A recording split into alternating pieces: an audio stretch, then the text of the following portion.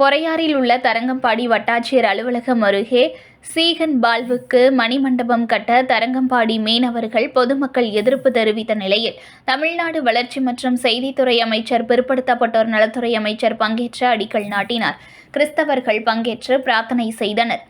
மயிலாடுதுறை மாவட்டம் தரங்கம்பாடி தாலுகா பொறையாறில் உள்ள தரங்கம்பாடி வட்டாட்சியர் அலுவலகம் அருகில் தமிழறிஞர் சீகன் பாலுவிற்கு செய்தி மக்கள் தொடர்பு துறை சார்பில் 7 கோடி ரூபாய் மதிப்பீட்டில் சீகன் பால்கு மணிமண்டபம் அமைப்பதற்கான அடிக்கல் நாட்டு விழா மாலை நடைபெற்றது.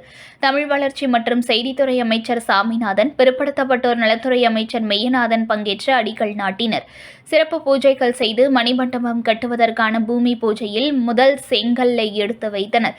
இதில் பங்கேற்ற தமிழ் சுவிசேஷ ருத்ரன் திருச்சபையினர், கிறிஸ்தவர்கள் பங்கேற்று மெழுகுவர்த்தி ஏற்றி பிரார்த்தனை செய்தனர். இதில் தமிழ் வளர்ச்சி மற்றும் செய்தித்துறை செயலாளர் ராஜாராமன், மாவட்ட ஆட்சியர் ஸ்ரீகாந்த், மாவட்ட எஸ்பி ஸ்டாலின், எம்எல்ஏக்கள் நிவேதா முருகன், பன்னீர்செல்வம், ராஜகுமார், மாவட்ட வருவாய் அலுவலர் பூங்கொடி உள்ளிட்ட அரசு அதிகாரிகள் கலந்து கொண்டனர்.